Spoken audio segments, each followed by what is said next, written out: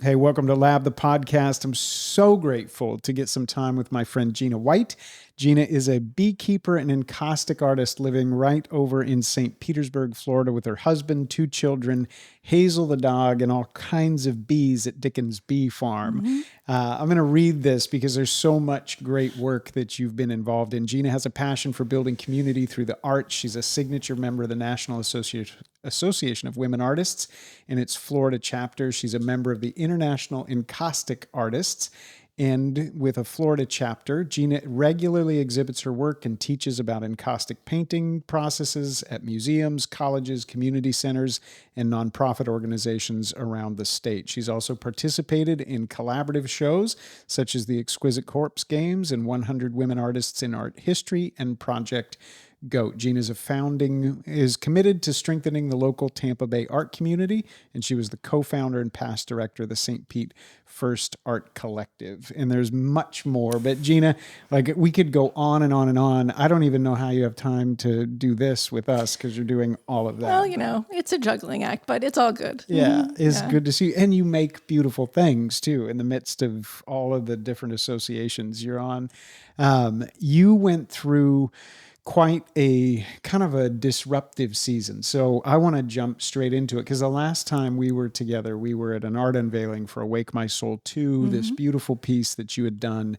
And we got to have a really peaceful, wonderful conversation. It was wonderful. And since then, Florida has had all sorts of disruption. It has not been easy. But first of all, thank you so much for having me. It's an honor and a pleasure always to get to talk to you. And so I'm very grateful to be able to do so. Yeah.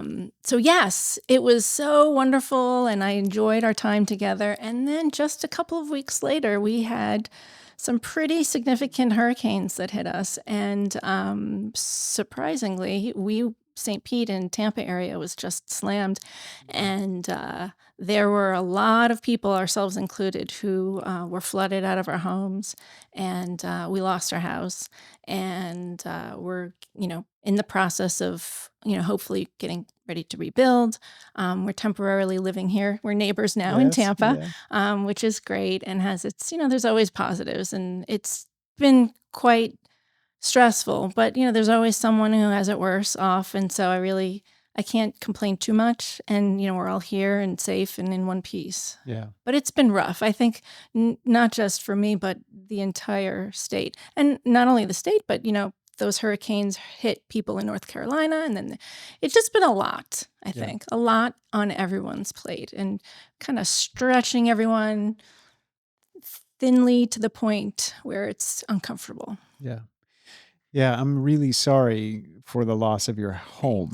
Yeah. I think you mentioned North Carolina, but people probably around the country who are listening to this podcast, and this is the way it is with disasters, with war zones, that we're so connected to each other by technology that we're able to see these things happening, right? Mm-hmm. But we're not living them as a community. Right. And unless you're in those things. Right. And so it creates this really strange connection to those things, but also dissonance and disconnection. Here on the ground, people are still not in their homes. Oh, right. Yeah, and that's a good point. It's not just like the little news bite of you see a photo of the disaster and the pain and the difficulties people go through, and then you turn it off and go on your merry way to do whatever you're doing in life. But this is still here, and it's a slow process to get back on our feet. But it really, I think, is a good way to be empathetic towards others because, this kind of thing has happened since humans have been around. If not one thing, it's another. And so it's a good way to kind of just connect with humanity as a whole, I think. Yeah. What are you learning, the loss of a home and place really do mean a lot. Those ideas mean a lot to us. And I can imagine like the loss of a home it's maybe easy to say in a few words, like our home flooded or we were flooded out of our home, but you have years of building a place. Oh yeah. That been there for 25 years. Yeah. That is, it's literally destroyed and you have to see it demolished and undone.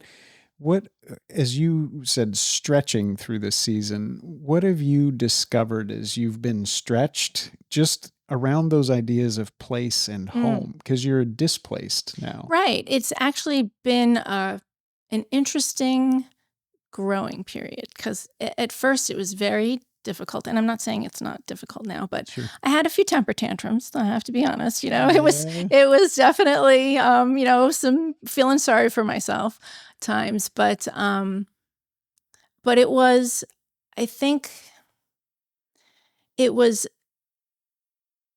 a good way for me to understand that home, like you were saying, that gives a sense of comfort. And no matter what else is happening around you, you still have that home base, that comfort zone. And for me, because we had been at the house for so long and there's so many memories, it was really I was identifying that space as the comfort zone. And really, it's not the house, it's the people, Yeah. And so once the dust settled and we were able to find a place to stay and hang our hat and not just kind of be vagabonds, couch surfing, we settled in. And at Christmas, we were able to have our kids back home from college and, bits and pieces of some of our other extended family come visit. And it really started to feel like home. So it really was a great mental shift for me that it really is, it's the people, not the place. Yeah.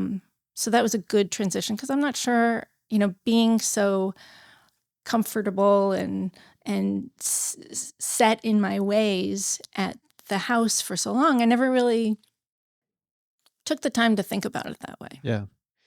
25 years of life in a place, though. Not everybody. I mean, we live in a military city, and so we had a lot of neighbors at our previous house that every 3 years they're in a new Yes. spot, and that's just the cadence of life. And Right. so there's this really strange thing about 25 years in a particular place.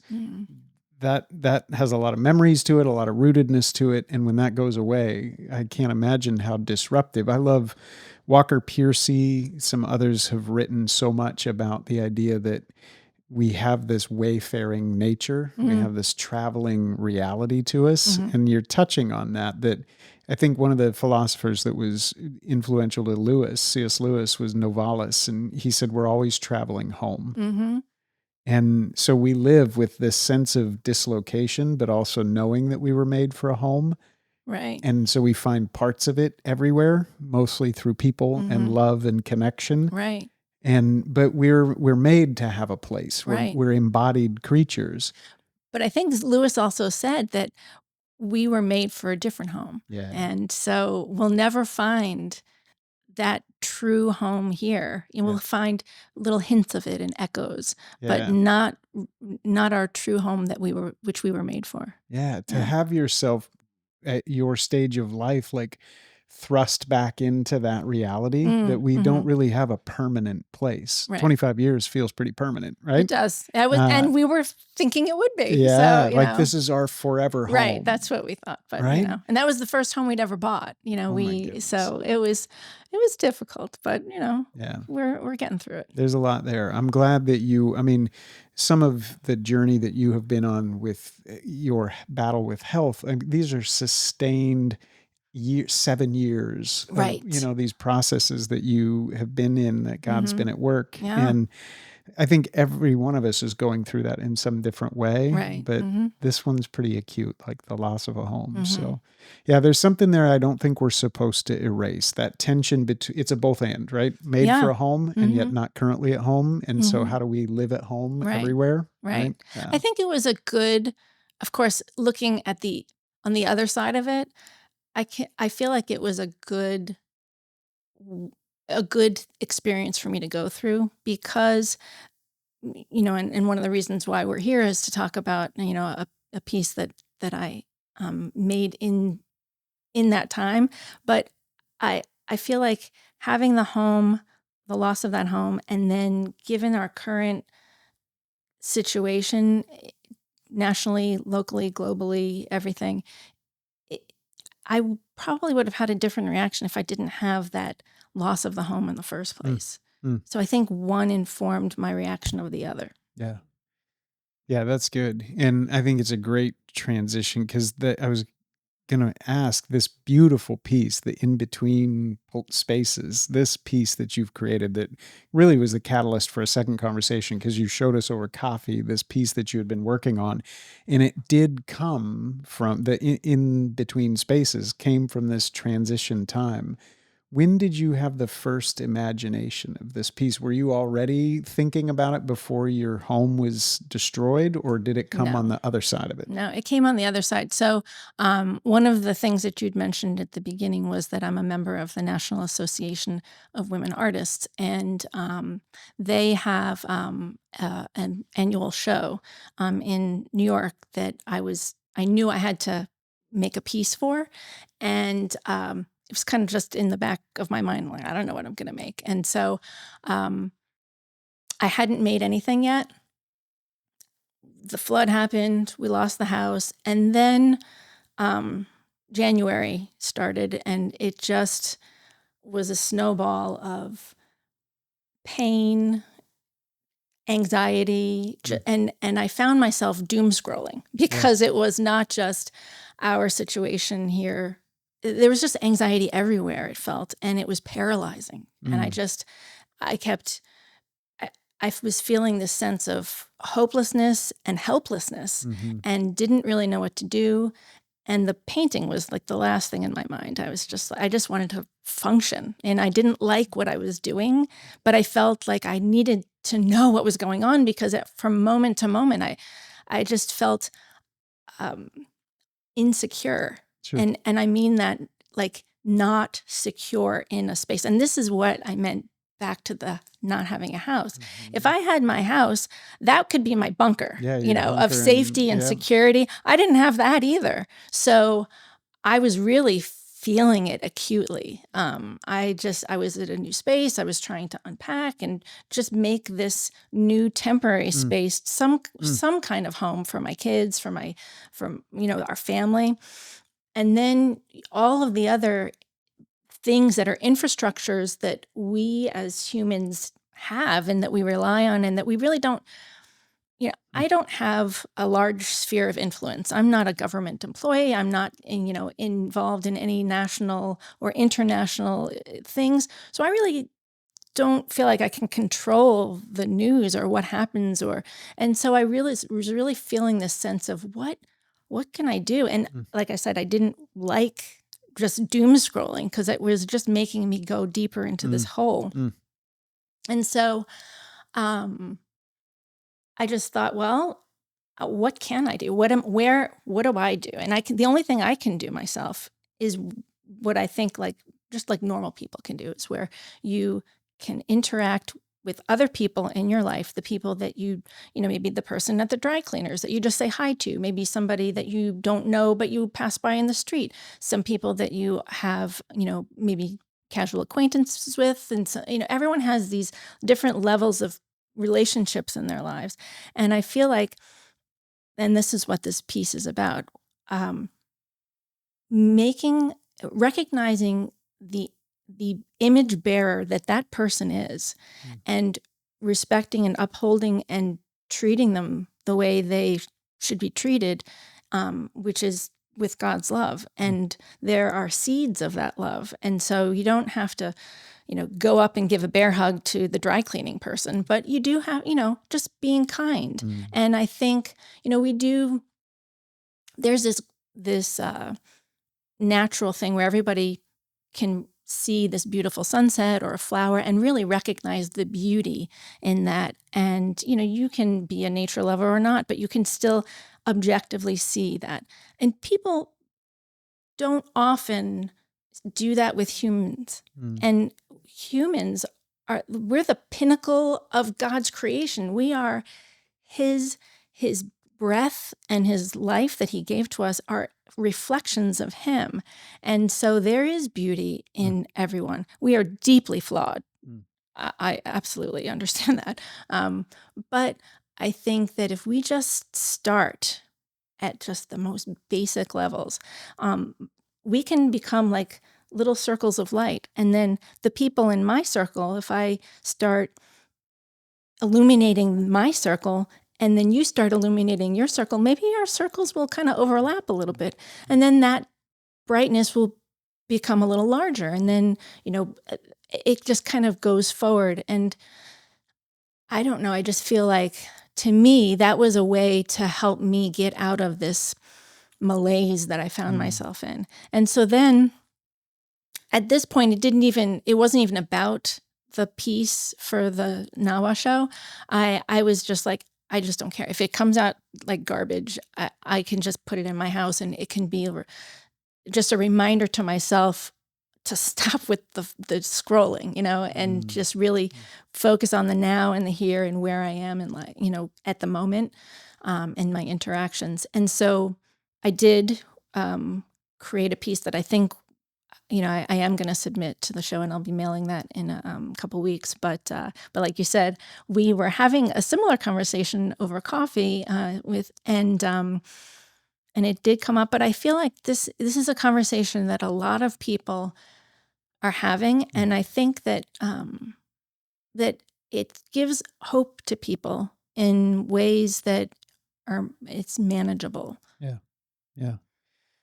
No, it is overwhelming. And I think a lot of people listening have felt that weight growing, right? And it's been growing much longer, I think, than we realize. Oh, yeah. Like, if you think about, we mentioned Lewis, who is saying things like, there's no mere mortal. Right. You've never met one. And he was deeply concerned about dehumanization and deeply concerned about us not seeing people. And in Abolition of Man, he speaks to this and saying, just concerned about the education philosophy, saying, if we keep on this track, we don't know the downstream implication is we will not recognize the dignity of other people. Right. And that was concerning to a lot of people 150, 200 years ago. Yeah. So we're 200 years into this kind of the Enlightenment ship running aground, and us starting to feel what we've said over and over is this disenchantment of late modernity, where we're everything's fragmenting out, right? And institutions are crumbling, and the things that hold us together, all those fabrics are being torn. And when that starts happening 200 years ago, people feel it, but it's pretty held together. We're now at the very frayed edges. I really do believe that. Oh, yeah. Like, we're at the frayed edges in late modernity of ideas that have consequences. And so now we are inhabiting spaces and places where those consequences are felt. They're embodied. Absolutely. Deeply felt. And so then, a hurricane takes out your house, or an election cycle happens and neighbor against neighbor start frustrations boil. Economic pressures, egg prices go up right now. So these are the things that are just around us, but we're downstream 200 years of that pulling frayed edges. And so now there's an acuteness to that pain. And I think the desire that a lot of us have is to run back and, where's my bunker? Yes, Right? I know. I want my blankie and sit on in the corner in the couch. Yeah. Right. Let's just hide out. Yes. And in that hiding, maybe hope that it'll all get better. Somebody else will save us. Right. Maybe hope that, like, we'll just wake up and it will be a bad dream. Right. But I think the courage that you're displaying to say, like, okay, no, we are called to participate. And maybe the most powerful way is to recover a way of seeing people. I may not be able to get around policy or around programs or any other thing that we can think of, but I can recover a way of seeing people. Yeah. Right? Well, you're very generous in saying that I was courageous, but I really look at it more like God shoving me out the door and forcing this issue. So I really don't feel like I had a choice. So, we do what we can and with what God's given us. So this is my realm. Yeah. And so and to be truly honest with you, I really did this for myself. And then I looked at it and said, I think this is a message for everyone, because I know in my small circle of people that I talk to that like you said, there's so many people. It is pervasive. It's deeply it's a deep interwoven problem with all of humanity, I think. Yeah.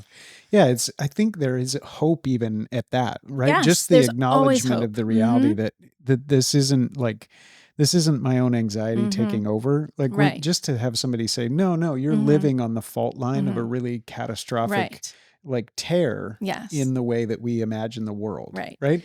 Yes. That's not anybody's particular fault. We've just ended Right. up there. But I think that this is what really helped me, because I felt like the hope of just identifying it, but also of there's something tiny, even if it's this tiniest seed of something I can do. Yes. And it's not going to revolutionize the world. It's not going to right every wrong or maybe even change the trajectory of what's actually going to happen. But it's something I can do. And it helps me get up in the morning without feeling hopeless and helpless and just despairing. Yeah. So, and then I thought that maybe if I feel that way, I'm not sure the word, but the general like attitude that I convey to other people might pass on this positive feelings instead. If you know somebody's upset, you feel it, you sense it, and it does rub off on you. Maybe they don't tell you, but you can tell. But if you can approach and have interactions where there is this kind of something just a little positive just rubs off. Maybe it's like a pond. You throw that stone in and the ripple effect goes on and on and on. You don't even know. And it's not my business to know, but That's right. it's my responsibility to throw that stone. That's right. That's right. I'm Zach Elliott, Executive Director of VUVIVO, and together with our partners, we are recovering the deep Christian tradition of standing behind the arts by making significant investment in visual art, music, and literature. We're working together with some of the world's most gifted fine artists, composers, and authors to wondrously reveal Christianity and invite people to know God personally. This work to recover the tradition of standing behind the arts is going to take a fresh generation of patrons committed to resourcing and releasing these great artists to use the highest and best of their gifts to the glory of God and for the good of the world. You can join us in that work by becoming a V3 partner. Reach out for more information or go to vuvivo.com/support to join us in standing behind the arts.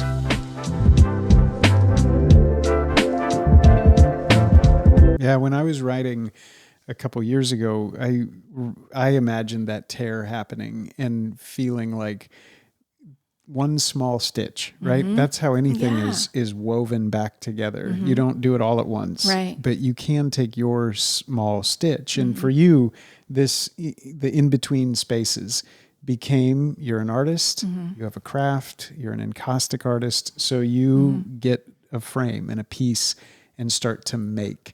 Take us into the piece a little bit and describe, you even have written something really beautiful, and there's the word discord jumps off the page. And in this moment of fragmentation and brokenness and division and discord and all the things you were feeling, you talk about just how do you start? Do you construct a piece of wood framing and then just look at it and pray and then dive in? Or what's the first thing that you do to start setting a table for this to appear?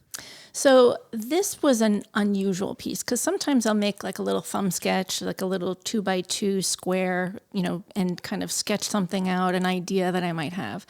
This one was purely therapy. I'm always trying to learn something new. And, as we discussed in September, I'm an encaustic artist, and I really love the old styles of art, the methods, and I don't want us to lose those.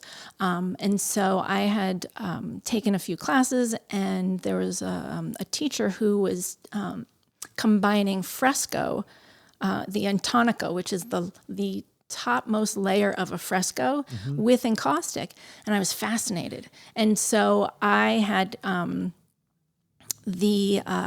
in this townhouse that we're living, most of my supplies and things are packed in storage, and Lord knows where they are. Yeah. So I can't even imagine. So there's one thing left in this townhouse, and the previous renters had left a wooden pallet in the garage, and I took a hammer to it and broke it in pieces, and I was like, you know what? I'm using this. So I used those wooden pieces and incorporated it into this art piece eventually. But I used those wooden pieces to practice and experiment with making intonaco and fresco, because it's a substance that, with plaster and things like that, that I'm not familiar with, and I had to learn how to do. So I had all these half shards of broken pieces because my power saw was destroyed in the flood, like all the things that would make a really nice buttoned up kind of piece. So I had one hammer. So I just kind of like went through and, it's kind of a mess. So there were all of these pieces of practice fresco lying around. And I thought, when I stood there's for any artists out there, you will resonate with this, but there is the fear of the blank canvas. Yes. It's terrifying. So I was like, I don't know what I'm going to do for this showpiece. And then I decided to just put that aside. And again, like I said, just do something therapeutic to kind of just expel all of these thoughts in my head and just use my body without thinking. So I just started binding some of these pieces together, and then I thought, oh, this might be good. So then I also, one of the things that I did save is this precious piece of, it's called tapa cloth. And it's something that's made from these villagers in Tonga. And I brought it with me because I didn't want anything to happen to it. And so I just I brought that out. And so I just started experimenting. And this is what I came up with. And I sat back and thought, wow, okay, well, this actually gives words to some thoughts that I had that I didn't really think about, or I didn't know how to describe it. So I felt like I just was working without thinking. And I really do feel like God helped me through this by moving my hands, and I really don't feel like I'm smart enough to come up with this stuff. So I do feel like, looking back at it, he taught me I was like, oh, wow, well, this means this and that. And so then it really helped me heal, I think. And so that's why I want to share it, because I feel like it's a message we all need to hear. And I feel like I was definitely the vehicle and not the owner of these thoughts.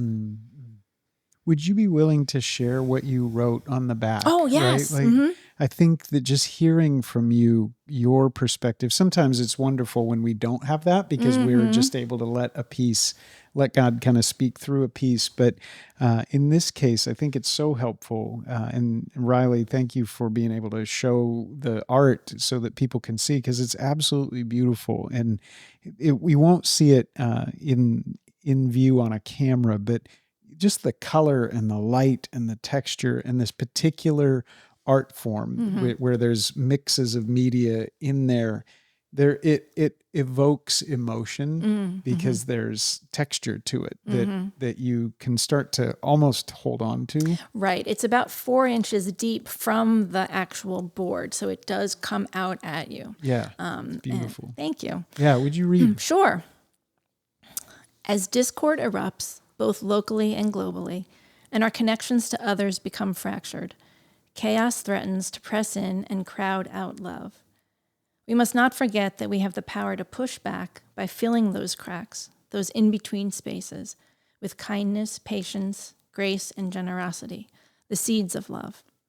When we choose love, even in life's small and mundane interactions, beauty grows in the cracks and fissures. The roots of this kind of beauty have the strength and power to heal the cracks and fissures, one in-between space at a time. If you are there was an old Tears for Fears song called Sowing the Seeds of Love, right? And I used to listen to that over and over and over and over again. Riley's just laughing at me right now. Go listen, Spotify it, right? You'll love it. But the power of the seed of love to sink roots into broken spaces and fill. Oh, yeah. You said like to heal those broken fissures. How did that idea start to take form then in the like, where did you start seeing that crack and that seed starting to fill in? Because you see it kind of overtakes. So like I said, I was practicing with the intonaco, the fresco, and it's white when it's plaster mix, and so I had to actually mix sand and marble dust, and the whole thing was just white, and so you really only see white on the wood. And then the colored parts are the wax and the encaustic on top. And so you don't really see the cracks until you put the encaustic on top. And so I start out, and I know it's a refresher for everybody listening. Encaustic medium is just the melted beeswax and resin, and it's clear. Mm. When you add pigment to it, it is colored wax. It's like a wax paint. So I first started out with coating the intonaco with clear wax medium, and all of a sudden it sprung to life with all of these cracks. It was just unbelievable how it really made such a rich texture on the surface. And then I started thinking about, I mean, we really, everything, just like you had mentioned before, it really, these cracks that, we've probably experienced since humans have been around, just because of we are so flawed, but it's just pronounced because of our modernity, and because everyone knows everything. You can scroll and, into the news, and you see things that happen halfway across the world, which we might not have been aware of in the past. Yeah. But we see all the cracks. We see all of these flaws and these fissures that are really creating some angst in the foundations of our societies. And so that's just when I started thinking about that. And like I said, I grabbed some tapa cloth, which actually I didn't even mention this. So the piece is made up of three main materials. It's aside from the wood that I destroyed from the palette. It's encaustic, that melted wax paint. It's intonaco, and it's tapa cloth, and all three of those materials are very old forms of art that have been used by other cultures around the world for thousands of years. And so the intonaco and the fresco is over 4,000 years old. It was introduced by the ancient Egyptians. The tapa cloth is probably around 3,000 years old, and that was introduced, and it's still made by Pacific Island cultures. And then the encaustic is about 2,500 years old, and that's from the ancient Greeks. And so those materials themselves are even symbolic of us binding our cultures, our societies, and humanity together. And together, when we do support each other, when we do create those seeds of love, when we fill those cracks with those seeds, we as a humanity become stronger and resilient. And we have over the years. There's always been bad things, but the good has the power to push back against that. Yes. Yeah. And there's a responsibility. I like that tone coming through there, that there's almost a courage that rises up in the midst of that. I don't have a home. I'm feeling all these things that we're feeling so acutely. And something in me says, like, one stitch, one step, one participation, one seed. Right. And as one person does that, the net effect, your courage inspires courage, and then it leads us back together. But it's an old way and an ancient path to choose that. And I think that's why using these materials allows something to speak from thousands of years ago. Yes. There's a deep way of being that comes out of this art form. And does invite rest for the soul. And you look at it, and it's not digital, and it's not new. It's not, all of this is saying, remember, right? Kind of remember who you were made to be. Right. And what happens when you choose that way of being is those fragmented things, those in-between spaces begin to fill, and you get this beautiful flowering that comes up. Yeah. Describe how you made those. I mean, these literally, I'm looking at them, and I've seen the floral work that you do has the delicacy of petals, like that Hmm. are, I mean, God makes those. And Right. I am fascinated by flower petals Hmm. because of how delicate they are. I mean, they're just beautifully painted, so delicate, living, right? Hmm. Susceptible to the Right. environment in so many ways. And you get so close to crafting these petals that exist like petals. It's beautiful. What material are those made from, and how do you form them? So the tapa cloth, that's what all of the leaves and the flowers and then the roots at the bottom by the square are made of tapa. And what tapa cloth is mulberry.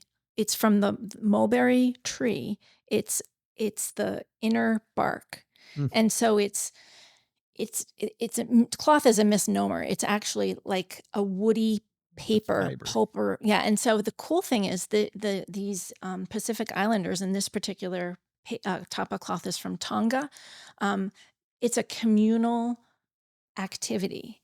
They come together in their, what I would call like a, you know, community hall or whatever, their big, a big tent or something.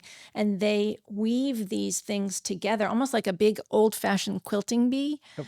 Yeah. And so there are these giant pieces, and you can see the weavings of the fibers Mm, of the plant. mm. And so what I did, and it comes in these flat pieces. And so I took one of the, like a square of it for each of the flowers, and I started tearing it apart back to its original form of just fibers, Mm. and then shaped it into like petal form, and then I dipped it all in wax. And so if you heard my other podcast with you, I believe that art should be touched, and Yeah. immerses you into Incredible. it. And so you can touch all of that. And it is all encased. Everything is encased in encaustic, but they all play with each other. Mm.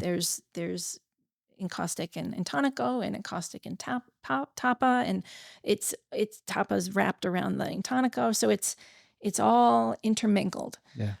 Yeah. I love it. Well, I wish that we had more time. Maybe we'll host a class sometime on encaustic art because I'm so fascinated by how the color gets there. I didn't know that it starts clear. Hmm. And when it's formed, then are you painting? Are you dyeing? How are you moving the color and shaping the color? Because it's so intricately done. How do you, in its clear form, formed, then begin to add color? So I take the lazy way out. So there's two methods This is the of hack. creating paint. You could either take powdered pigment and mix it with the clear wax and create your own paint colors. So there's, powdered, ochre and sienna, and there's all of these things that originally were made from like rocks and things, but a lot of it's synthetic now. But you Sure. can buy these things and make your own. They also sell them pre-made in little cakes.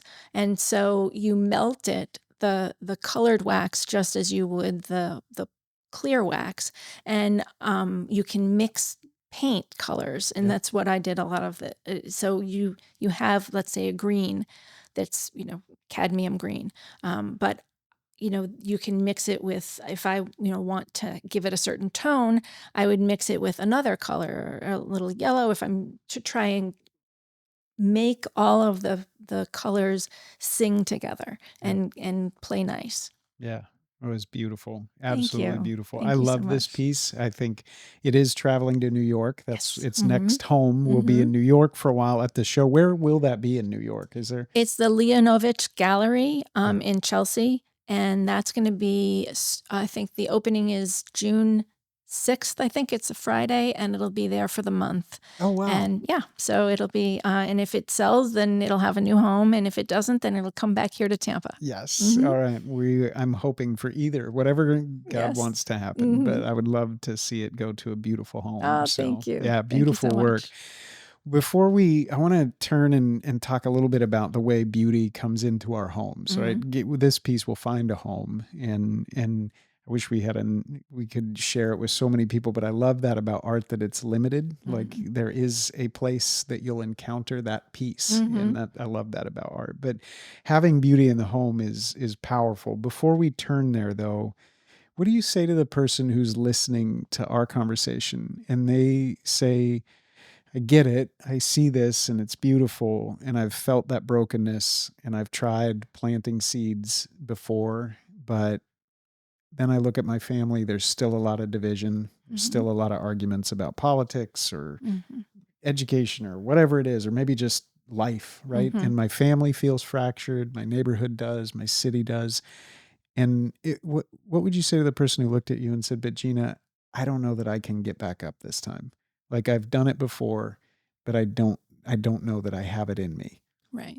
Well, I mean, first off, if a person's in an abusive situation, they should make sure that they're safe, so that goes without saying. But I would say, again, we are all flawed. There is no one that is perfect. And we are going to have interactions with people that do not go the way we want them to, and reactions from people the way, and we can also be the cause of someone's discontent as well, So I think that in the end, we really only have the power to choose our own actions and our own reactions. And, it's hard. It's not easy to be. And this is why I think we find ourselves in a society that is so just in upheaval all over the place. It's not easy, because if it was, this would have happened a long, long time ago. Sure. But I think that if we just start with the small things, it's not like, we need to become Mother Teresa or Gandhi. We just need to just say hi to somebody, or if your family member wants to talk about some divisive topic again, just, let's talk about something else, let's just, because where it's going to go, and let's just not go down that road. Let's do something that's going to uplift both of us. Let's talk about your garden, or let's talk about what did you do yesterday. People just want in the end to be listened to.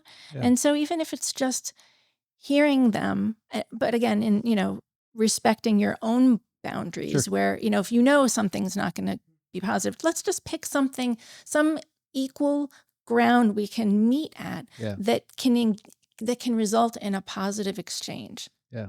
I think that's so well said, that first, like, be safe, right? There's times absolutely. that you have to create space for God to work. So yes.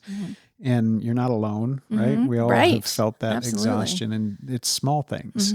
We don't have to be Mother Teresa, thank goodness, but where there's discord, maybe we can imagine, first of all, thanks for using that word, right? Like just the recovery of, hey, if I can see or sense discord, I'm going to actively resist that, and I'm not going to participate in it. Right. Like the first act of resistance is to say, I'm not going to participate with that. Like I'm going to choose out, and then into that situation, I'm going to try to add one seed of love, whatever that looks like. Right.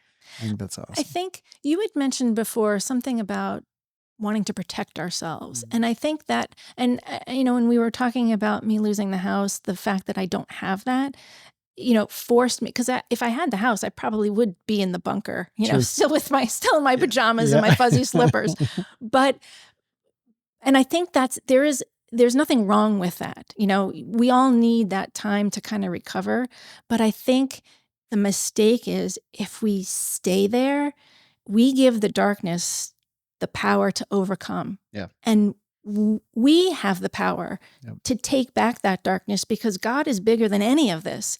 And he is the light, and we are children of him. And even if it's just a micro dot of light, that light is brighter than any darkness. And the mini little light patches that we can create, we're fighting against that darkness. And I think that for too long, we've been hounded and hammered and just beaten down almost with bad thing after bad thing after bad thing. And it's very infrequently that you see stories of good. And I don't know if you remember, I can't remember the guy's name. It's Jim from The Office. Yeah, during COVID. Yes, Yeah, during COVID, and he had the happy news thing. Yep, let's that go. was fantastic. Yeah. I mean, just happiness. That's it. And it's so powerful. And I think when darkness and the filth surrounds us, it's really hard to remember that. That's it. And that's really all it's about. Yeah. Yeah. No, it's so beautiful. We say a lot that when we're in that torn space, what can we do? And we say, first, celebrate the good. Yeah. Right? There's always something. There's always something. So be the person to be like, and that's where we see good. Mm-hmm. And then suffer with the broken, like move towards the broken stuff. Don't be afraid of it. Right. And don't let the darkness just occupy that space. Move into it. Yeah. And then do one small stitch, like something. Yes. Yeah. There was a Harvard study a while ago that talked about the power of gratitude and how it is so powerful. We forget that, I think. Yeah. And we all have that tool in our pocket. And we need to bring it out. That's right. And if we just, it's a muscle you have to exercise, even in the worst situations. And it does not discount that those situations, doesn't make them all of a sudden fantastic. That's right. It helps you just look at it just a slightly askew. Yeah. Some difference that really makes it so that you can get up out of bed that day. Yeah. That's what makes a difference. I think that's where, like, environment, whether it's an apartment or a townhouse or a tent, we occupy physical space. And Winston Churchill, first we shape our buildings, thereafter they shape us. We're porous creatures. And so we're waking up in homes, and the messaging of our homes, the messaging of our environment is shifting us towards defense, bunkers, scarcity, fear, something. And I think art, that's the power of putting art in our homes. Oh, yeah. Is that unconsciously, we're not reading and trying to study our way back to this position. We can set ourselves up for it. We can put ourselves in an environment that encourages it, and art can do that. For people who are listening and going, yeah, this is a beautiful conversation, and I want to participate in that kind of way of being. And I wish I could just play this podcast over and over and over to remind myself. What would you say to people who want to experientially, in their economy of their home, kind of beg to differ, take back some ground, and they want to choose art and involve that medium in the way they shape their kids and their own lives and wake up in the morning? But they're nervous because they don't know how to pick out art, and they don't know where to start. Just help us, like, at a very basic level, for the person who says, I want to bring more of that kind of message and that hopeful, courageous, beautiful seed in the crack thing. And I want to do it through art, but I don't know where to start. Okay. Well, I would say that wherever you are, check out the local, there's art galleries, and I'm not talking about the museums and the Van Goghs and all that stuff. I'm talking about local artists. A lot of times at studios there's art hanging on the walls. There's always in many communities there is art that people are making. Community centers, and it doesn't, like I said, it doesn't have to be some expensive piece. But look for something that moves you, something that you resonate with. And if you're a collector, maybe it'll become something later on. But that's really not the point. Yeah. The point is to find something that taps into that part of your brain, the nonlinear, the right side of your brain, where we can engage with something in beyond our words. There's a lot of times where we don't have the language to describe our thoughts, our feelings, what we're going through, and art and many artists can help you. And I know you've said this many times, help you look at something in a different way, just slightly askew, slightly different, to be able to see something that maybe in a perspective you've never thought before, or maybe even something new you've never even thought of. So having something like that in your home helps you maybe when you're doom scrolling again or doing something or feeling that angst and pain. It's a reminder That's right. to stop, take a deep breath, and then try and stay in that moment, or just remind yourself there are other moments other than the darkness. Yeah, that's so good. I love your note on local artists, living artists we talked about earlier. Sometimes one of the things I think we think about in buying art is, well, it's expensive and I don't want to make a mistake. Mm-mm. So I gotta, if I'm gonna buy something, I better buy a Van Gogh, or it better be something good. Well, I right? have a secret to tell you. Yeah. Most artists do not know how to price their art. Yeah. So especially if you see, there's always so many talented artists out there at the local level. And, not everyone can become a Picasso. So you're going to see lots and lots of talent at the local level that you might, they might be diamonds that are hidden. Yeah. And you might be the lucky person to have discovered that person. And maybe someday they'll become famous, but maybe they won't. Yeah. It doesn't matter. What really matters in art is subjective for sure. So what you love might be something different than what Riley loves. So it's really, what matters is to your point, where it's not on a screen. It's something that we can interact with. There is digital art, but a digital art, my daughter does a digital art too, but she, we print it out and get it framed, and it's something, a physical object that's a presence on the wall, and you can see it and engage with it. Yeah. I hang a lot of different art shows at the gallery that I curate, and art, every single show we always do, the art looks 100% better when it's hanging on the wall. That's right. And it's because it's at our eye level, and we can interact with it and engage with it. Even art, when artists bring their artwork and we line the walls with it as we're getting ready to hang it, it still is, it's very lovely. But when it's at our level and we can really just immerse ourselves in it, it really takes on a whole new life. Yeah. I love that. We'll have to have another conversation know. about this, because even eye level, I think it's like 56 inches, not for my eyes, but there's like a standard art, Yes, there of is. the middle point of a painting. And if we just educate again, I love what you're saying. Don't think that you have to go buy a museum piece. No. Look for local artists and invest in that community. Second, look for the thing that moves you. Yes. Like, just put yourself in the presence of art and see where you're moved, and then ask the question, why did it move me? Right. What is that emotion? What is it saying? Who is this person? Right? And then bring it home and pick a place, because by saying, yes, you will be here, you're putting other things aside to say, pay attention to this. And people will feel that when they come into your home. So hang it, frame it, make it a part of your environment. And I think all of that does pull us out of that doom scrolling. Yes, and, for sure. And put us in a better position to go put seeds. Yeah, it's a point of light, and we need to surround ourselves with points of light. Yeah, well, you are one of those, for sure, points of light, and your work is. So we'll be excited to see what impact this has as it travels to New York and maybe comes back this way. But we'll keep the conversation going. You're such a great and generous friend to V3 and to everything we're doing. So thank you for... I'm so honored to be here. Thank you so much. Thank you for the work that you do. It's beautiful. Thanks. Yeah.